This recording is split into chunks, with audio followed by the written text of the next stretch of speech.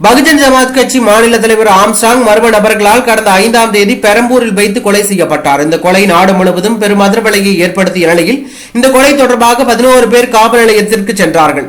Rowdy Arcot Suresh கொலைக்கு பழிக்கு பழி வாங்கவே ஆம்ஸ்ட்ராங்கை கொலை செய்ததாக வாக்குமூலம் கொடுத்தார்கள்.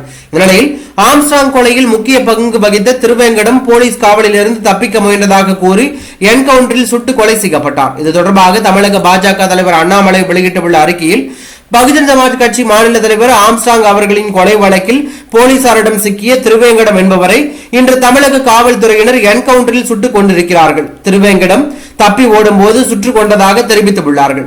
கொலை செய்ததாக போலீசிடம் ஒருவர் தப்பி ஓட முயற்சித்தார் என்பது பெருத்த சோகத்தை ஏற்படுத்தி இருக்கிறது. ஆம்ஸ்ட்ராங் அவர்கள் படுகொலையில் திமுகவினர் 3 பேர் சம்பந்தப்பட்டிருப்பதனால் ஏதோ ஒரு உண்மையை மறைக்க முயற்சிகள் நடப்பது போல தெரிகிறது.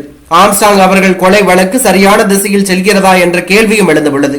இந்த திருவேங்கடம் என்பவர் காவல்துறையினரால் சுட்டுக் கொல்லப்பட்டதை காவல்துறை உயர் அதிகாரிகள் முறையாக விசாரிக்க வேண்டும் என்றும், ஆம்ஸ்ட்ராங் அவர்கள் படுகொலை தொடர்பான விசாரணை நியாயமாகவும் துரிதமாகவும் நடக்க வேண்டும் என்றும் திமுக அரசை வலியுறுத்துவதாக அண்ணாமலை பேசியுள்ளது பரபரப்பை ஏற்படுத்தி உள்ளது.